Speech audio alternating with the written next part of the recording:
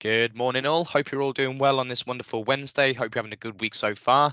I am Jamie Chamberlain. I'm the new business executive here at Xero, and I'll be presenting the webinar with you today alongside my colleague, the transition coordinator at Xero, Vin Johol. Vin, if you can make a brief introduction. Morning all, hope everyone's well. I know that we've got some 365 issues this morning. I hope everyone's still coping okay and looking forward to assist Jamie on this webinar. Awesome. Thank you, Vin.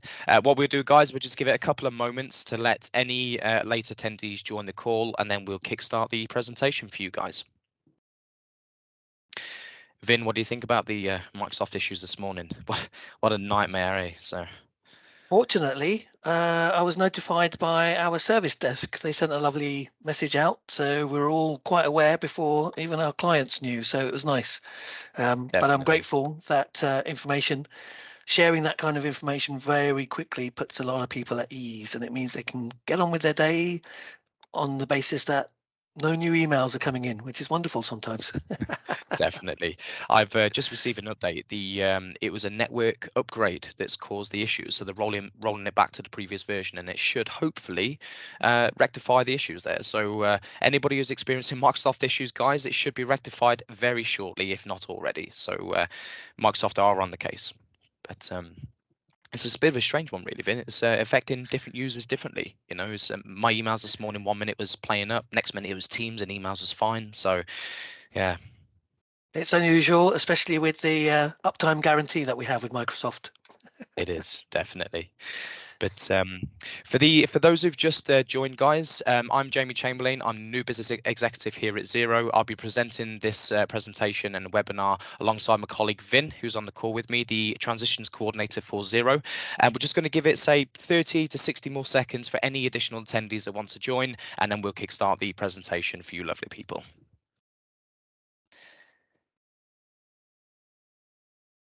Just also to manage everyone's expectations, we're going to keep this fairly short and we're going to make it slightly more interactive.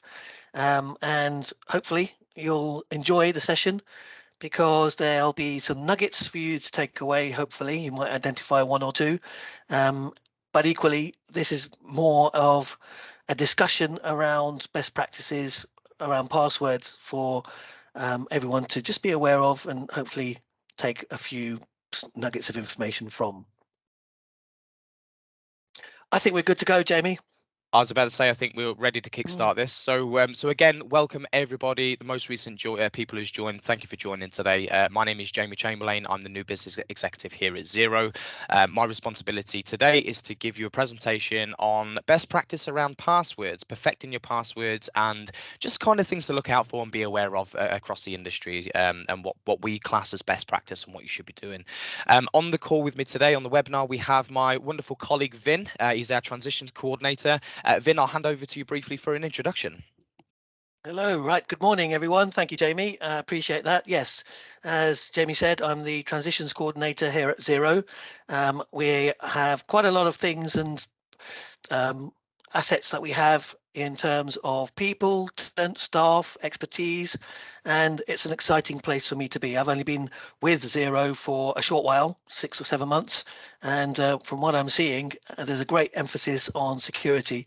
So webinars like this and sharing the knowledge out to the community, not just to our clients, but to everyone who needs to hear it.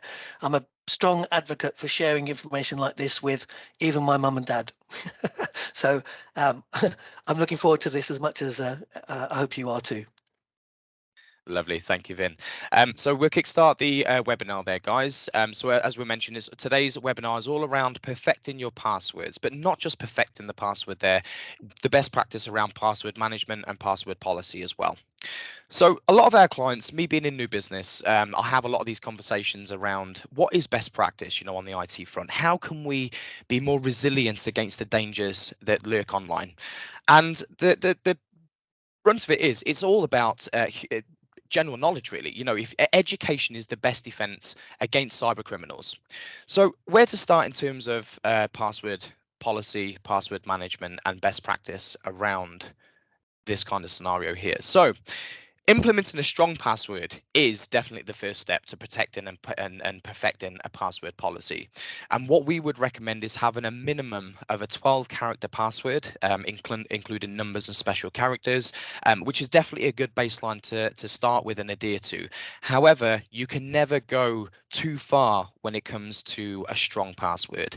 And what we've been noticing lately is the strongest password out there can be a couple of phrase sentence, a couple of words in a sentence, very random words. So you could have, for example, dog hyphen cat hyphen pool hyphen Microsoft exclamation mark, and then your date, your year of birth, for example. That tends to be a very strong password combination.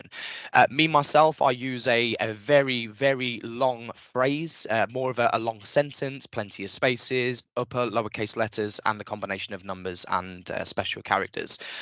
Altogether, around about 35 characters is my password, which is a nightmare when you get it wrong because you have to start off from scratch again. But I'd What's rather your do password, that. Jamie? Oh, well, Vin, if I had to give you that, I'd have to shoot you. So, but but in general, guys, I would much rather have to start my 35 character long password again than have to enter my 10 to 12 character password and realize that during the night my password has been leaked to the dark web, I've been hacked, information's been leaked, and I'm now putting my company in jeopardy and in the firing line of the of the ICO and the NCSC. So it's always good to have a strong password, and having a complicated password is often not enough as well. So that is the first line of defense, but it is definitely not the last line of defense and what you should be looking at. Additional layers of security are definitely needed, and also additional considerations around that as well. So as I mentioned at the start of the webinar, education is quite often the best line of defense for cyber attacks.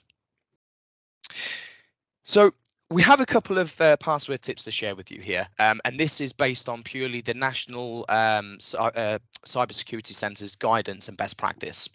The first tip here is make sure you actually switch on password protection. Now, we've all had mobile phones default from O2, Vodafone, whichever carrier you actually go to and prefer. You've had a brand new phone come through, you turn it on, you have no lock screen, obviously, because you haven't set that password protection. And a lot of us just think, well, I'm quite careful with my mobile phone. I'm not going to set a password. You need to set that lock screen. You need to set that password. So when your phone is left on the side, we're all guilty of it. We go to a bar on a Friday after work. We have a good chat with a friend. You receive a message from your partner. What time are you home? You reply, and you just leave your phone on the side, and you start having a drink. That there is a vulnerability in your security right away, because somebody could pick that mobile phone up, walk away with it. If that mobile phone is connected to your work Exchange account or connected to your Microsoft 365 account for work, they have access to your most critical data within your business. And I'm not just talking about mobile devices here or tablets either. This very much goes with laptops, desktops, etc. as well. So just always make sure that you are switching on a password protection, enabling a password policy, which basically it makes your staff, no matter where they are, if they're at the desk and they have to leave their desk, lock the PC and make it a policy in the business which is enforceable really by disciplinary if they don't adhere to that, because it can be a massive leak of confidential information, so to speak. Now, the second step in this process is to use two-step verification for all work accounts, or better known as in the UK, multi-factor authentication. So often if you're with Microsoft, you get this enabled kind of as a standard feature with your Microsoft accounts, and it comes in the form of putting your password into that central sign-on system. So that's that login screen that pops up. You put your details in, your username and your password. It then takes you to a second screen saying, we need to send you a code to confirm this is you. Can we send it to a secondary email address? Can we have you open up a authenticator application such as Microsoft Authenticator, Google Authenticator, and read out the code, or text it to a mobile phone number? And definitely, I would encourage you to enable multi-factor authentication within your organization if it is not already enabled. Vin, Fact, you're Jamie, a big advocate yeah, on MFA, so I was just going to hand you're over. So 100%. Yeah, absolutely 100%. You're absolutely right there. It's surprising still to me how many businesses are not implementing multi-factor authentication, certainly on their work network. But I'd also suggest and recommend that you make sure that your friends, your family, your parents, loved ones are all implementing multi-factor authentication on every single financial portal that they're using or any other financial service. Now, it may be very difficult to set up for some places, but you know, I'm a strong advocate for even PayPal two-step authentication, because it's very easy. PayPal's made it very easy to make purchases online and just do a one-click checkout by paying PayPal. It's best if you have that additional layer of authentication to your mobile phone with just a code or an authenticator just to say, yes, that is me making that transaction. You know, it's vital to have it on bank accounts. Obviously, banks are aware of that and they're already forcing you down that channel. There are services that a lot of people are using at the moment, such as PayPal, that they're not even aware that they should be turning two-factor authentication on. So please, if there's anything you take away from today, is to get anything financial secured, not just in work, but also in your personal and friends, families' lives. 100%. And we know people personally, Vin, if not even in a work capacity, who has lost finances due to not having the right security. So definitely a good tip there, guys. And again, one thing to take away is multi-factor authentication is a must. So, but tip 3. Now, this is something which you may think this is standard, predictable passwords. Why would we use password 123 as the old school password, as we all know, going back into the days there? Now, believe it or not, one of the largest technology bodies in the world, many of you may know them, may not, SolarWinds, their password, when their hack happened a couple of years back now, their password, and the reason for that was a weak password, which was SolarWinds 123. Believe it or not. And obviously, being a tech body, that is not best practice, and we never thought that would have happened. But just to kind of emphasize, business name 123, or your first name or your son's name and 123 with an exclamation mark, is not a secure password. And as I mentioned before, I would definitely look at using a very randomized four-word phrase as a password, or a long sentence that is definitely not guessable in any way. There are websites out there, if you have a look on Google, where you can check your password strength. Mine, it's going to take artificial intelligence 5.6 million years to crack my password. So I think I'm safe for a couple more years before resetting that one. So, but another element for this as well, in terms of avoiding predictable passwords, is you need to have somebody in charge of IT policies within your organization, which makes sure staff are given actionable information on setting passwords that's easy for them to understand and also easy for them to access in the future as well. So by implementing a password manager, password vault, for example, that we have here at Zero, that's an easy way that your staff members can manage multiple passwords to access different accounts and applications in their working day, but they can centrally withhold that information in a online repository which is secure and backed up. So there's definitely ways you can remember complicated, long, and numerous passwords across an organization by having the right person and the right product in place to manage that element for you. You can also, your staff should also avoid using kind of most common passwords which criminals can easily guess. So obviously, as we mentioned before, your business name 123 is definitely not something we would encourage. Again, something password 123, your place of birth, again, is sometimes not secure, because if any element of this information is leaked onto the dark web, which we'll touch on in a later slide, they can often guess your password, by entering a wrong password. It comes up with that tip to remember your password, and it could be place of birth. Well, if that information is already leaked somewhere and that place of birth is London, UK, and they type in, London Greenwich, for example, and that is the password, London Greenwich 123, well, that's direct access into that account. Again, tip 4, helping your staff cope with the password overload. Going back to kind of where tip 3 is as well, in terms of having that password manager, in terms of having somebody responsible for your IT policies, whether that be a managed service provider or somebody in-house, it's definitely something that you need to look at moving forward. There's nothing worse than having staff members being disgruntled by having numerous different passwords, by having to change their password once every month because of a very strict password policy. So definitely look at having a body or an MSP, just somebody managing that element for you within the organization. And the final tip there is something that I think we're all guilty of in one way or another, is changing all default passwords. So, for example, you may receive a laptop from your managed service provider, and the username may be admin, and the password may be admin123. Or, for example, if we was to use our MSP name 0123 as a password, they should be advising you anyway to change that default password as and when you receive that desktop, laptop, tablet, or whatever that device may be. But if they don't, please do adhere to best practice. And as soon as you access that machine, you log on with the credentials that's been given to you, you change that password immediately to one which matches a minimum of a 12-character password, mixture of numbers, special characters, upper and lowercase letters. And Amy, I Vin, will add to anything to that. add? Yep, Absolutely. Yes, please do. I will. Again, perfect timing. We're all guilty as well of not changing the default passwords on any new gadgets that we get. So if, for example, you have an internet connected fridge with a display, a simple thing like that, or a TV, or a new router, you must change the default password. CCTV, if it's connected to your home network or a business network, is a way in for the hackers if you haven't changed the default password for that device if it's connected to your network.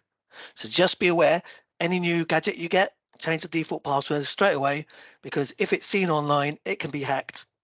Let's start making an effort to change our ways. I think that's where I'm at on that. Definitely. And you're right there, Vin. It is always the thing of think twice. And if you think twice, you cannot really go wrong there. So, but a lot of people say, why are these tips important? Why is it important for us to have a strong password policy, strong passwords, and somebody to manage that? Because it seems a lot of effort for something so simple. But the importance is right in front of you here. Now, a lot of you will notice these large brands, these very large logos, well known across the globe, let alone just in the UK. So, for example, Yahoo. Many of us have had Yahoo email accounts, or use Yahoo as a news feed, perhaps. Medibank, LastPass, again, somebody who's in the technology industry who's responsible for password management. LastPass suffered a breach.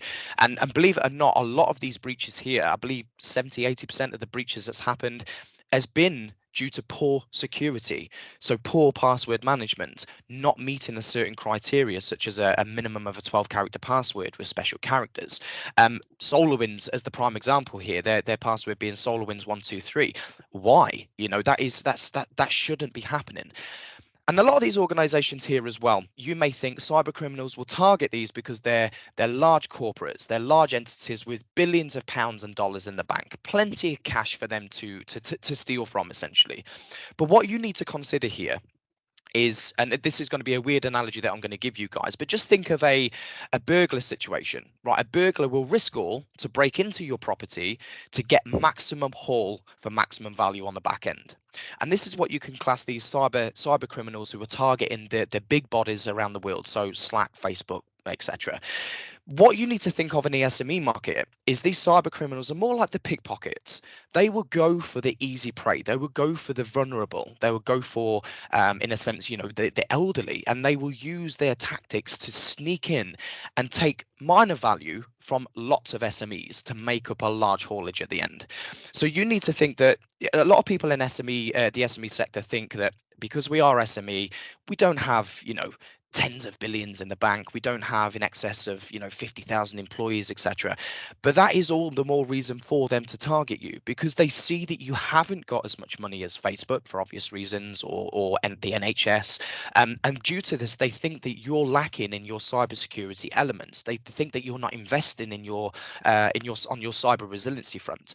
So they do target you as a prime target, and you can never take it for granted that an SME. Startups are often targeted by cyber criminals because you have a little bit of cash in the bank, but because you haven't progressed in terms of a business, you haven't adopted best practice as of yet, or it's in work in progress.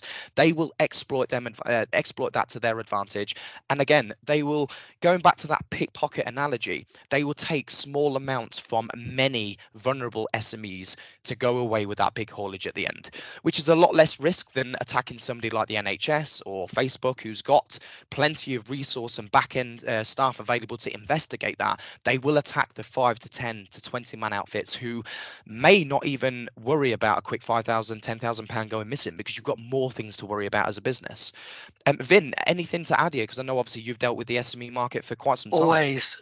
You know me, I like to chat about this subject till the cows come home, but in the interest of time, I'll keep it brief. If you or anyone you know has been using LastPass, then be aware that that was breached. Jamie may have alluded to it earlier, but I think it's important to emphasize the fact that anyone who has been using LastPass, the encrypted vault of passwords has been stolen by hackers, something like 33 million accounts. So just be aware, if you are using LastPass or have been, please do look online at some of the mitigations and actions you need to take in order to protect some of your passwords. I will also say that why are passwords important? They're obviously the cause of a lot of data leakage and hacks. Phishing is a good way of obtaining people's passwords, but why it's important to you all is not just on a personal level, but if your business is affected by a hack, and obviously that leads to a ransomware attack, then you've lost reputation, you could lose customers, you could lose revenue. There's a whole host of things that can happen. So not to scare anyone, it is important. I think we all acknowledge that it is important, and that's all I'll say on the subject. I don't if that's okay. Fantastic. Thank you, Vin. Just moving on to the next slide. So obviously, just to bolster the previous slide there, here are some further well-known established brands. Some of them, obviously, the logos is on the previous slide. But these have all suffered some form of security breach. And after investigations took place, it was found that most of these breaches were due to poor security, poor password policy, not having the education around best practice to identify a potential phishing attack, to identify a suspicious looking email, where it's human error and poor judgment which is causing this breach. So it doesn't matter if you've invested millions in your cyber resiliency. If you aren't up to scratch in terms of your knowledge around best practice, you may well just let a hacker through the front door, so to speak, by opening a dodgy attachment, by opening an invoice which isn't an invoice, but it is a phishing attack, so to speak. And obviously you can see in the middle column there how many records were actually stolen from each of these entities. Now, Yahoo, that is an amazing figure of records, which obviously were leaked to the dark web. And one thing to understand here is each record, it has a financial value to that, to the cyber criminal, which, Vin, if correct me if I'm mistaken, is around about £1,000 to £1,200 per record, depending on the information released with that record as well. That's correct, but it's in dollars, absolutely. So, Dollars, okay. simple things like a credit card number and PIN could sell on the dark web for $25. If you've got PayPal logins or Uber accounts, for example, or eBay accounts, then they can go quite higher, because they can ship to random addresses and get away with murder, so to speak. But yeah, it's surprising actually that all of these are well-known brands. They're trusted brands, yet we still trust them because we have no other choice. But it is interesting that even the big boys and the big players, such as British Airways and everyone we've grown to love, have been hacked. And the NHS is a big one. We're sitting there going, well, are our medical records ever safe?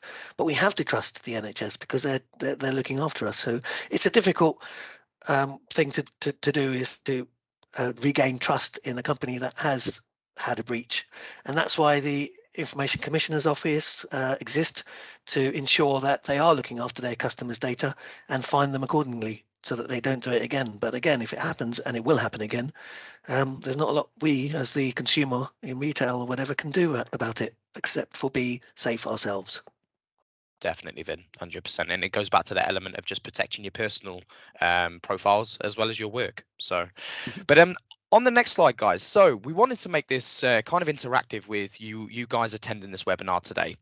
So we have a task for you to carry out, but don't worry, we're not going to judge you on your knowledge there. So no need to worry. We're not going to send you emails saying that you need to get in touch with us. But what I'm going to do, guys, is give you 30 seconds to spot any potential security breach in the following photo on the next slide. And the task here is to post one breach that you see per person into the chat, just for us to kind of see where you feel you are spotting vulnerabilities in a general photo. So this photo here, a lot of us were probably seen many of this morning actually walking into the office. This is a general workspace, often a little bit of a messy desk. A lot of us have colleagues. I mean, I'll hold my hand up. I'm guilty to having an untidy desk at times. I do get a kick up the backside where needed, though. So, but Nothing here is unusual here. nothing unusual there. But this is the standard workday desk. This is often what you'd see walking past your colleague's workbench, or walking past the office. Many of your colleagues may have a desk looking like that. But what I'm going to do, guys, is give you 30 seconds from my countdown to spot as many potential IT security breaches, and this could be password, could be anything that you see which can cause a leak of sensitive information to the outside world. So I'm just going to pull my timer up on my phone. I'm going to give you guys 30 seconds to spot the breach, place it in the chat, and we'll have a look at the results afterwards. But just remember, we're not going to judge you. So your time on this starts now. So I'm actually very interested in on this one to see, kind of people who's not in the sector who can, really home in on this picture and see what could be a potential breach. Because I have to admit, when you sent me this photo, there was a couple of elements that I missed being an IT professional, which is, And I should have tidied up, shouldn't I? I'm sorry.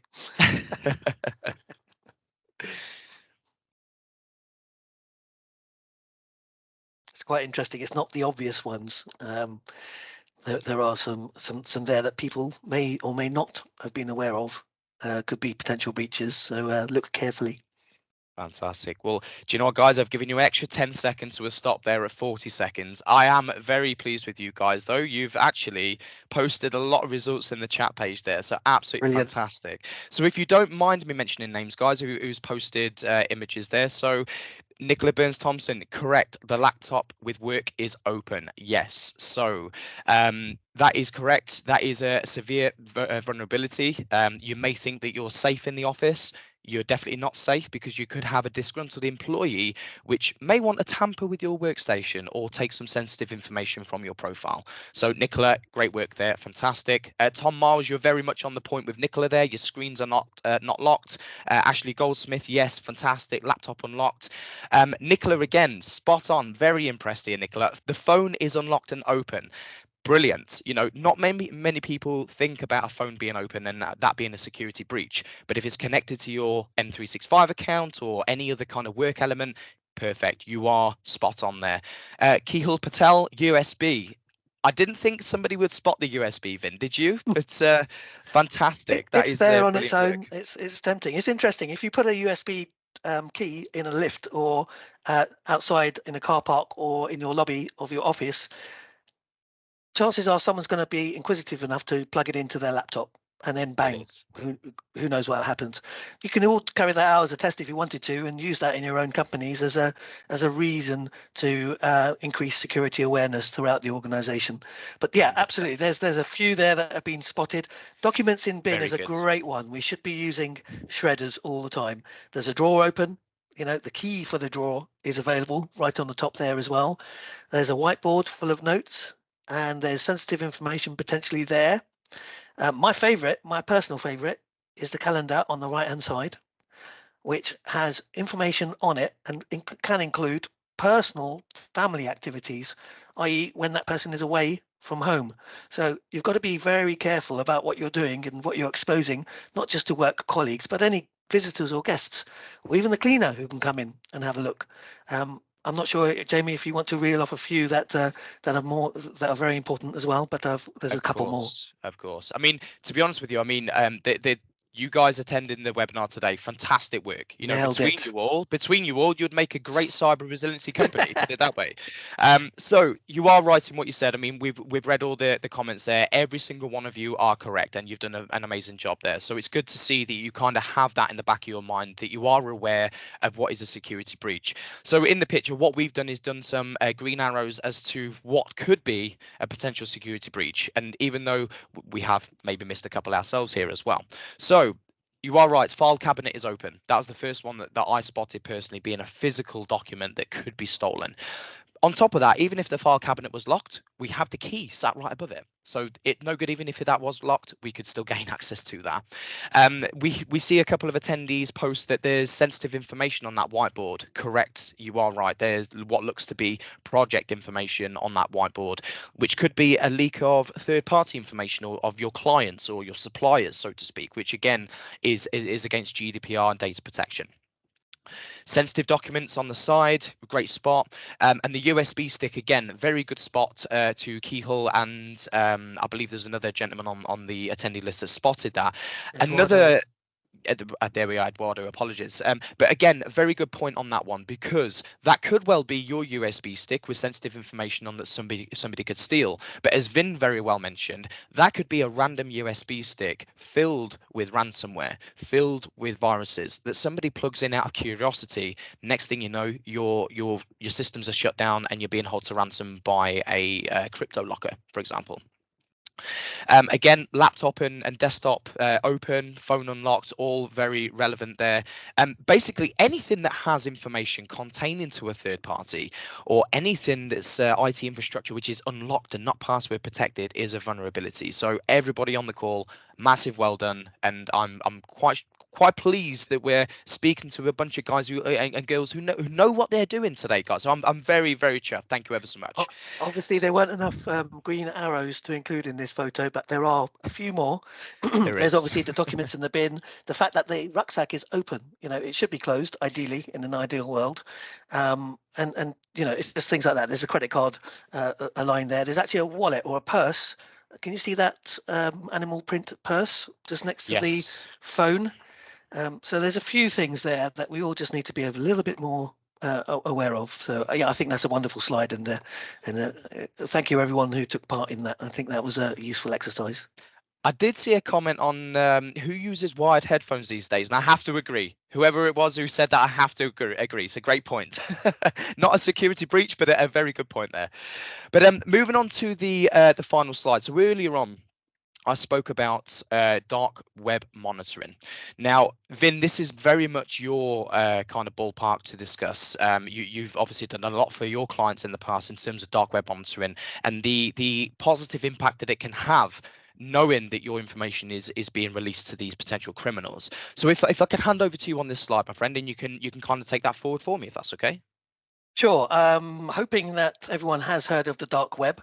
In fact, if you had a picture of an iceberg with just a tip of the iceberg floating above sea level, that tip above the sea level will represent most of the internet as everyone knows it, but actually it can that iceberg can actually descend down to the depths below to such a huge extent you wouldn't believe it. It would blow your mind. So actually the internet, although you've got the surface internet, i.e. Google and all the apps and portals that you use on a daily basis, underpinning all of that are all lots of dark web and dark net and activity and connections that are made where they're not publicly available. And that's known as the dark web or the deep web. And it's a place which not only underpins the rest of the internet, but it also allows, defense contractors and other people, universities to connect with each other. But also it's a place where hackers and other criminals can get together and sell information, or you can actually access portals or websites such as Amazon, which have sellers who all have reviews, and most of them are 5-star reviews, funnily enough, selling all sorts of illicit materials, guns, drugs, the whole lot, and credit card information that they've gleaned. So we have a tool here at Zero which we utilize to protect our clients and individuals from any new exposures that are found on the dark web, i.e. a hacker has now found some Facebook information and therefore leaked your Facebook account details and your email and some potentially identifiable information, including your first name, last name, address, date of birth, credit card number, social security number, everything. It could be any of those. And in fact, on the screen now is a sample of 1,000 plus compromises for the Metropolitan Police. And I did this in front of them once, and they were absolutely astonished that a tool like this exists. So this tool is a service that Xero provides as part of its proactive cybersecurity awareness and compliance, because under GDPR, you are obliged to monitor for any new potential breaches. So if you weren't aware of that, there is a tool that is live, real time, and alerts you when new compromises take place in your business.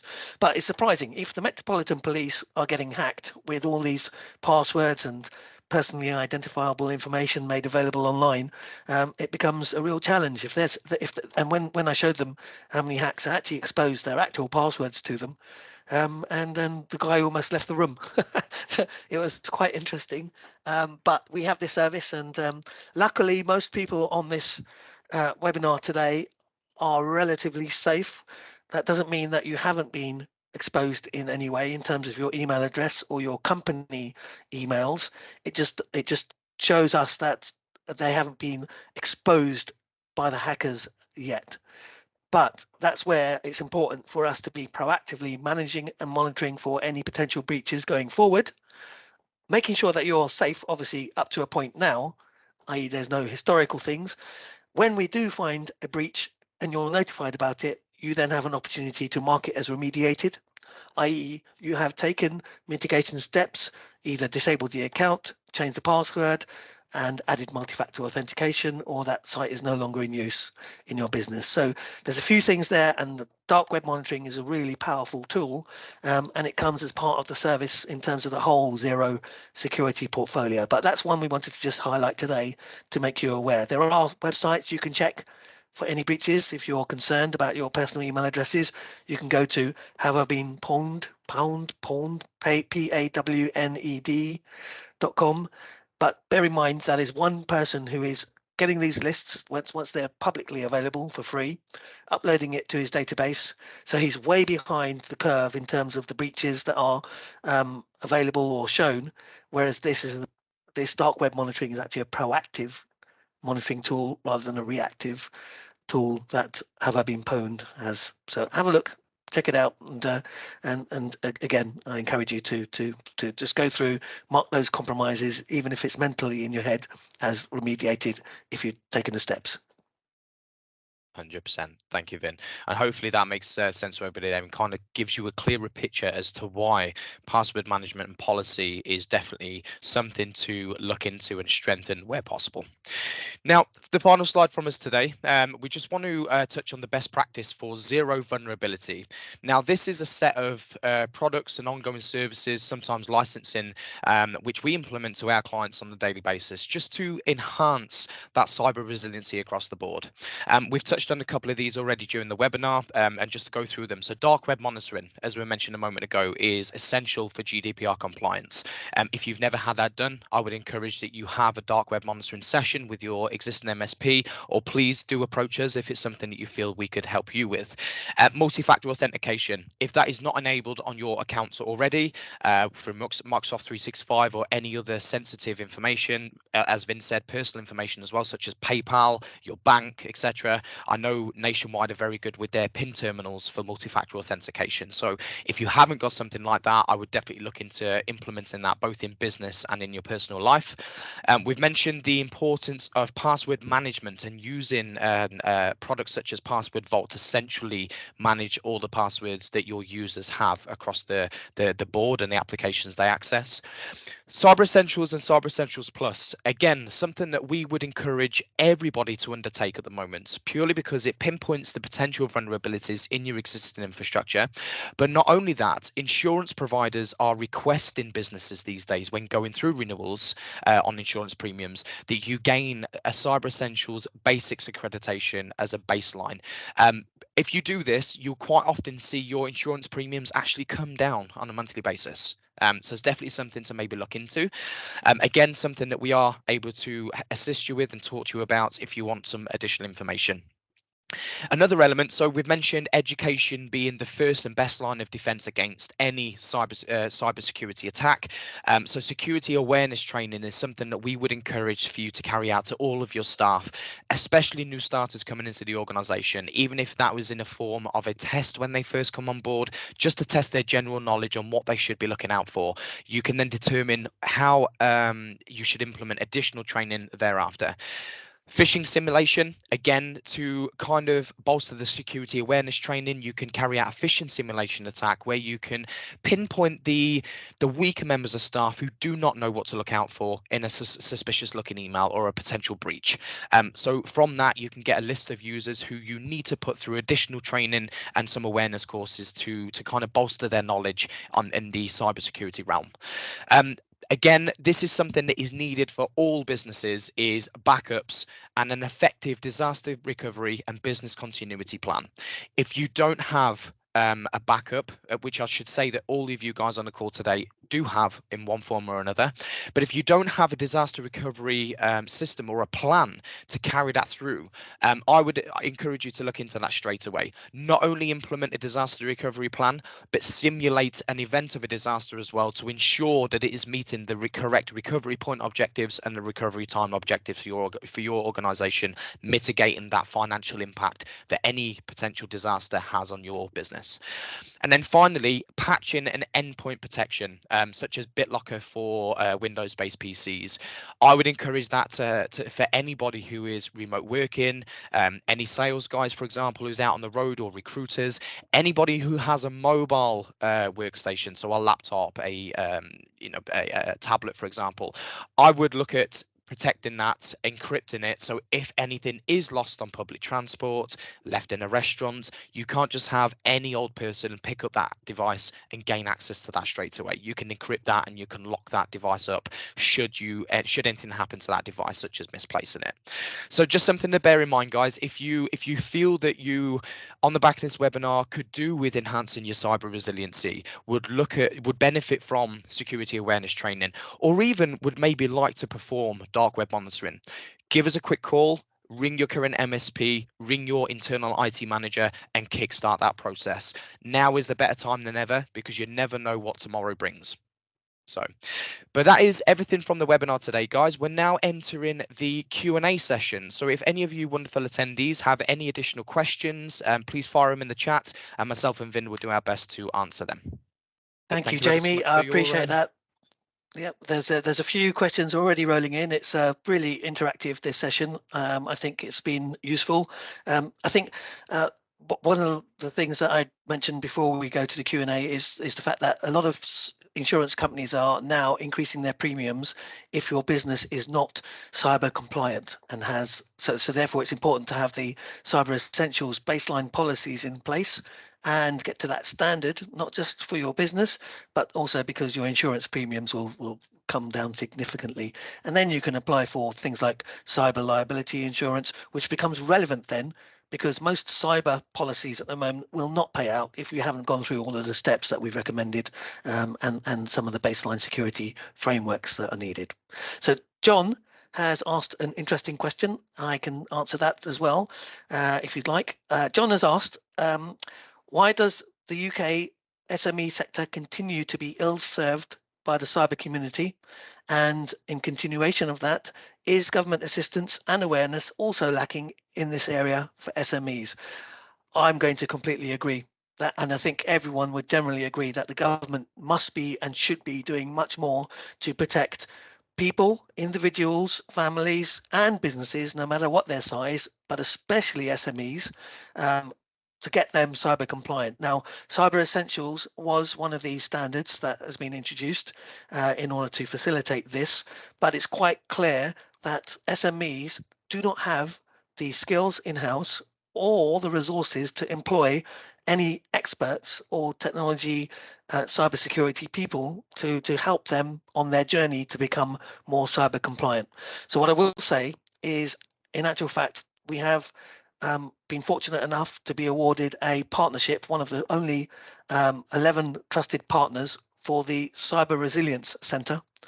And the Cyber Resilience Centre for London is worth you investigating or looking up or attending some of their events, because they are keen to help SMEs specifically adopt and get a stronger cybersecurity posture. So hopefully that's answered that question. Jamie, if there's anything you'd like to add, or we can move on to the next question. Just one on top of that, really. I mean, the London Cyber Resiliency Centre, thank you for bringing that up, because that was one thing that came to mind here. John, we do agree with you. It is lacking in the SME market itself. But I think the government is hearing the cries for help now, and this is why the Mayor of London has kickstarted this initiative, even though it's been formed by the Labour Mayor of London. The government itself is backing this movement. The point of it really is to make London the safest online city in the world to do business in, and I'm sure that if we can do this in central London, we'll be able to push this out to further areas across the UK. So we had a message from Devon Detroit. What are your opinions on cloud-based password vaults? Isn't that defeating the purpose? Vin, I will pass that question to you, if I may. Your thing. I felt the same way as well, but actually, having your security in a trusted cloud provider is far better than post-it notes, Excel spreadsheets, which I know that many businesses use for sharing passwords. That's plainly ridiculous. And so anything, even if it's cloud, is much better than what we're currently using. Now, there are password vaults that you could use. I mean, Zero provide a password vault solution, the Zero Password Vault. But effectively, there are also versions of these password vaults where it's completely kept offline and you own the vault. So it's kept wherever you are. But then again, if your laptop goes missing and the vault is kept on your computer or your local network, then you've still got a single point of failure. Whereas the cloud itself can also be replicated to different regions so that it's always available, it's backed up, it's safe. That's the idea. When hackers get through and steal vaults like they did for LastPass, then it does make us think twice as to whether or not that was wise for us to be utilizing a cloud password vault like LastPass in the first place. But actually, it's encrypted. It's still going to take supercomputing strength for many years in order to crack 33 million individually encrypted vaults.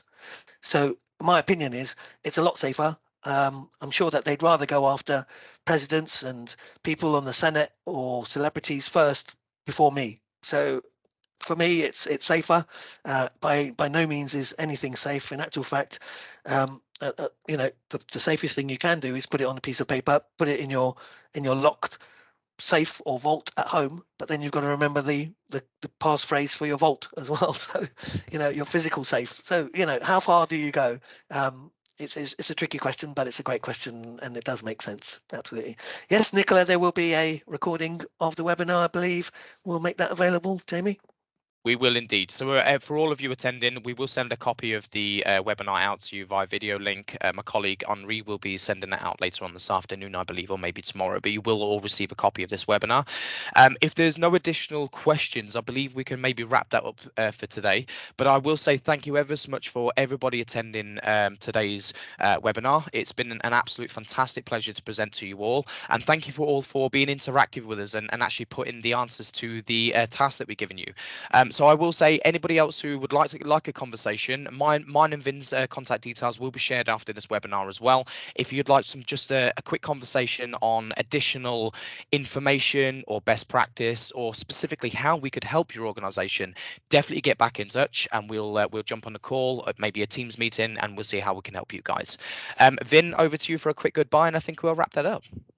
Well, thank you, Jamie, for presenting that. I'm hoping that we got those nuggets that everyone is always after. You spend 45 minutes, and if we get that one gem that helps us be that much more secure, then I think it's worth it. I think that's a good time invested, and I hope everyone gained from it. And yeah, I'd like to thank you personally as well for sharing the knowledge. No, thank you, Vin. It's an absolute pleasure always presenting with you. And next month, guys, we look forward to catching up with you again. I will say always register your interest to join the webinars. It's a different topic every month, and we're going to be hitting on some topics this year which are classed as hot topics across the IT industry. So please definitely keep a look on our socials, follow, sign up, share with your colleagues and friends, and we look forward to seeing you next month in the next webinar, guys. And thank you ever so much. Have a safe day, everyone. Take care. Cheers, guys. Take care. Bye-bye.